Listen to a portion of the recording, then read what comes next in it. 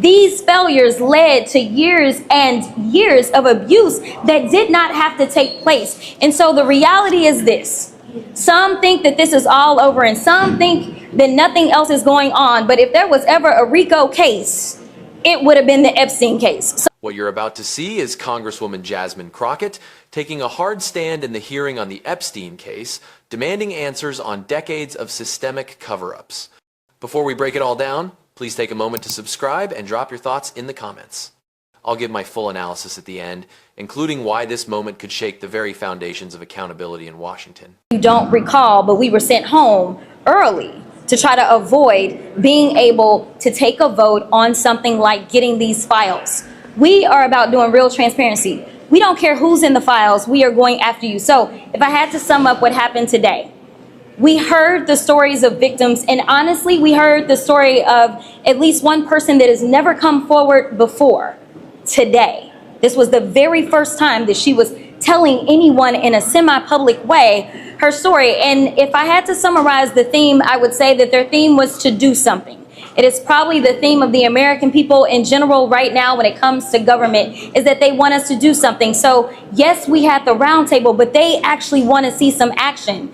The fact that this started off in the 90s, and we had someone who could talk about what happened to them in the 90s, but then you go down the line and you've got somebody that's telling us their story from 2008. These failures led to years and years of abuse that did not have to take place. And so the reality is this.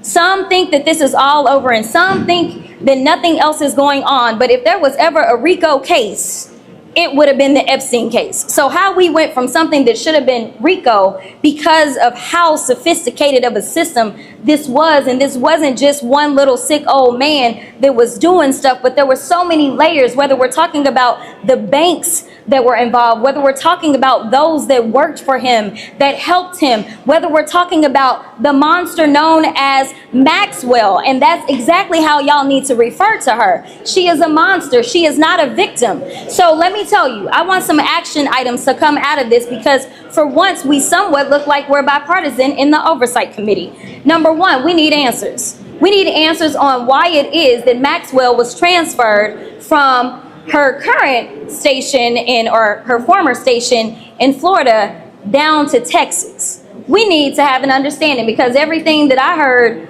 today leads me to know that for sure she was all up and in and through this entire process. Not to mention that she was indicted by a jury of her peers, and then she was tried and convicted and given 20 years. So why is it that we had somebody, again, it almost seems like we are doomed to repeat our failures, because why is it we have high-level people that seemingly are running cover for a criminal?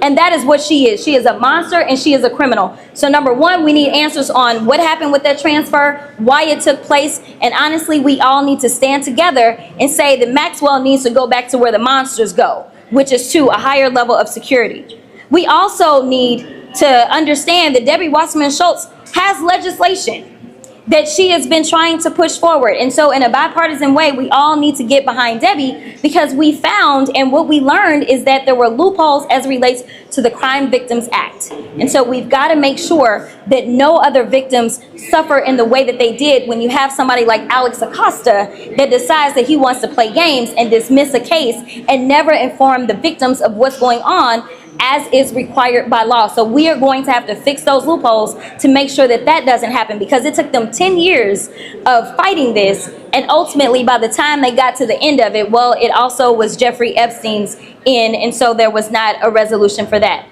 And the final thing that I think that we need to do is, obviously, we need to continue to push forward and make sure that we get all the files, because we know that we have not received them all. Because I am standing in front of the press, I'm also going to make a plea. One of the things that I realized was that there's a lot of stuff that the DOJ may have, but honestly, if you don't have a thorough investigation, and I can't say if we had a thorough investigation or not, we have no idea.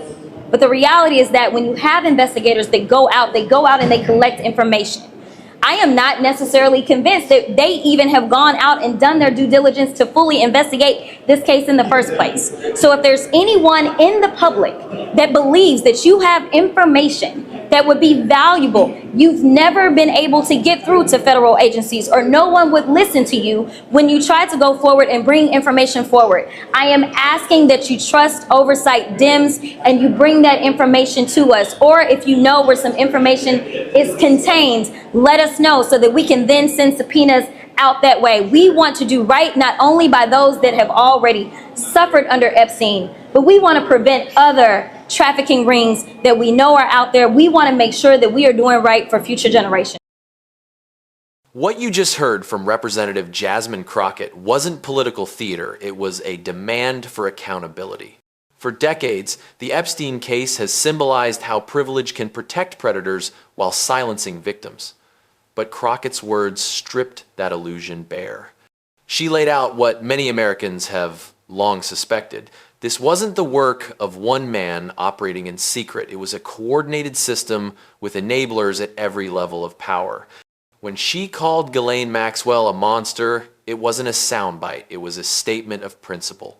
Maxwell wasn't a passive accomplice. She was a key architect in a network designed to exploit, traffic, and protect the interests of the wealthy and connected. And Crockett's question, why was Maxwell quietly transferred and under whose authority, hits directly at the core of the cover-up, the fact that accountability seems to fade the closer it gets to influence. What makes this hearing stand out is that it isn't just revisiting old crimes, it's exposing how those crimes were systematically buried. From the early failures in the 1,990 seconds to the infamous 2008 plea deal, Crockett pointed to one unbroken chain of negligence. The Department of Justice, the financial institutions, the political figures who looked the other way, all of them helped sustain a structure of silence that lasted for decades. But what truly resonated was her call to action. She didn't stop at outrage, she demanded legislative change. By backing efforts to strengthen the Crime Victims Act and close legal loopholes, Crockett pushed for something tangible. She made it clear, hearings mean nothing without reform, and words mean nothing without files. And yet, beyond the policy, her message had moral weight. When she urged anyone with information to come forward, she acknowledged something few politicians dare to say, that the system itself can't be trusted to hold the powerful accountable. That's not a partisan statement. That's an indictment of institutional decay. This hearing didn't just reopen the Epstein files, it reopened the nation's conscience. Because if a case this vast, this well-documented, and this horrifying could still be shielded by redactions and secrecy, what else is hidden? Crockett's demand for transparency is more than a political position. It's a test of whether America still has the courage to confront what it's been avoiding for far too long.